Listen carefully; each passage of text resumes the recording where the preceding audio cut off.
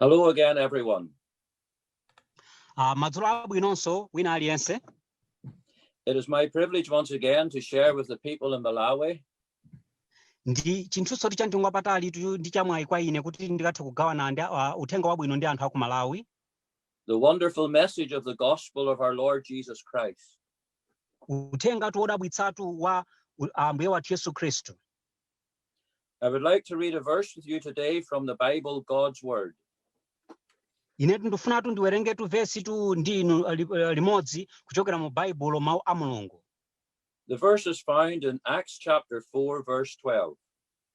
Ndipo vesi limene likupezekatu ku buku la Machitidwe chapter chake cha 4 ndi vesi 12.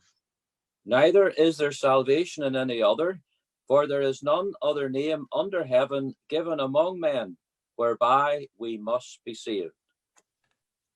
Ndipo palibe chipulumutso mwa wina yense pakuti palibe dzina lina pansi pa thambo lakumwamba lopatsidwa kwa anthu limene tiyenera kupulumutsidwa nalo.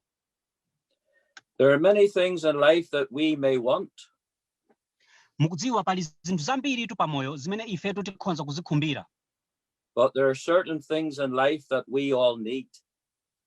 Komatu pali zinthu zinatu zimene ife tonsetu timasoweka kuti tikhale nazo. We all need food. Ife tonse timasoweka kuti tikhale ndi chakudya. We all need water. Ife tonse timasoweka kuti tikhale ndi madzi. We all need shelter. Ife tonse timasoweka kuti tikhale ndi pogona kapena nyumba.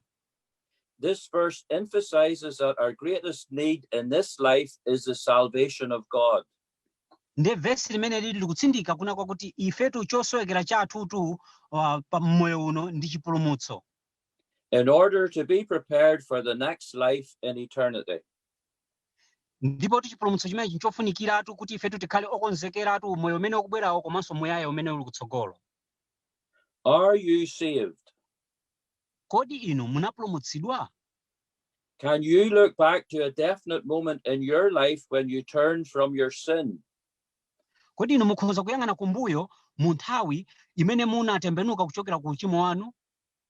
When you trusted Jesus Christ, God's Son, as your Lord and Savior. Pamene munayika chikhulupiriro chanu pa Yesu Khristu mwana wa Mulungu ngati mpulumutsi wanu. This verse tells us that you need to be saved. Ndipo vesi limene likutiuza ife kuti inuyo mukuyenera kuti mupulumutsidwe.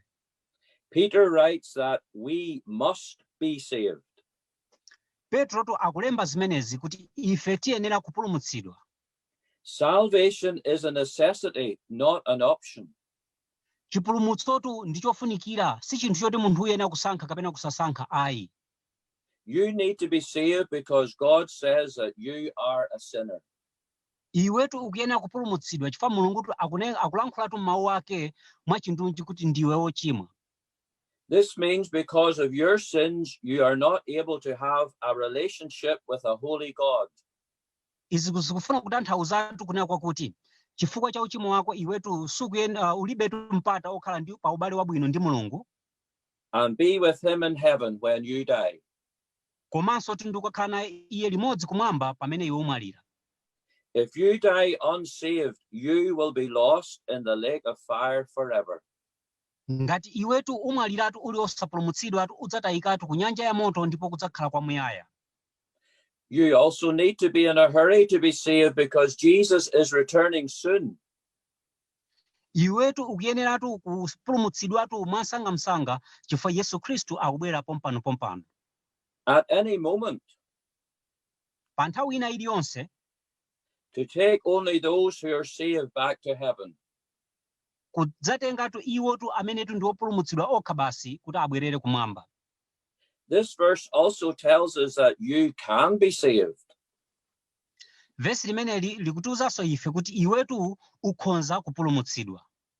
Speaking of the Lord Jesus Christ, Peter writes, neither is there salvation in any other. Pakulankhulatu zokhudzana ndi Ambuye Yesu Khristu, Petro akulankhula kuti pakuti palibe dzina lina limene lapatsidwa.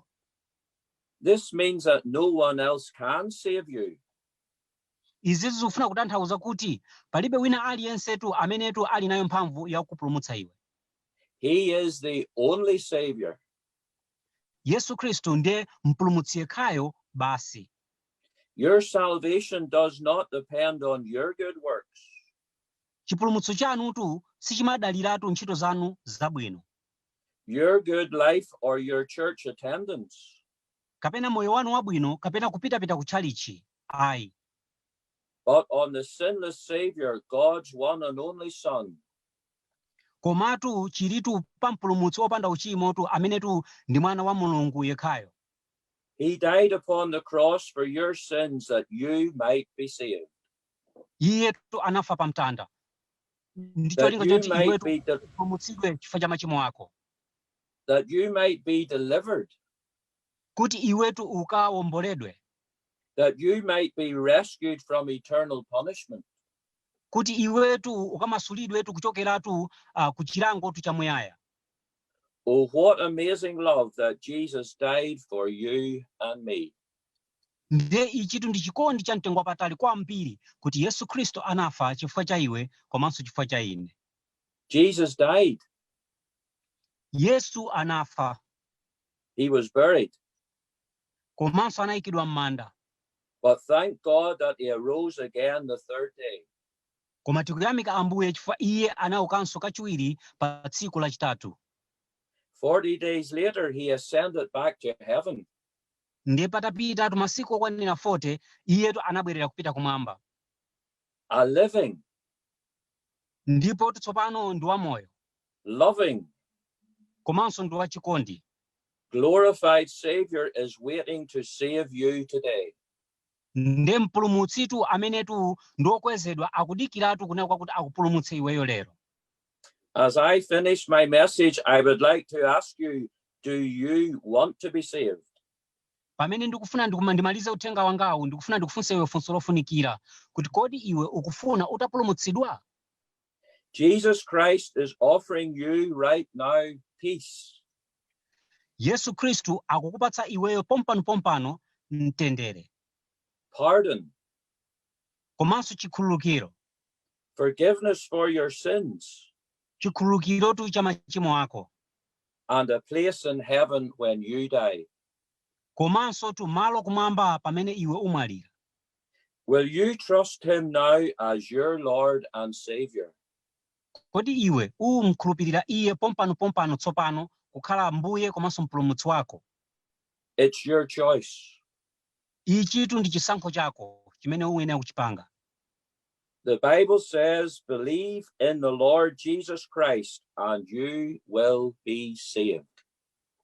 Baibulo tu limanena kuti khulupirira pa Ambuye Yesu Kristu ndipo iwe udzapulumutsidwa.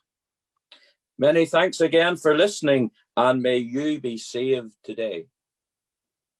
Zikomo kwambiri kachiwiri chifukwa cha kumvetsera ndipo iwe upulumutsidwe lero.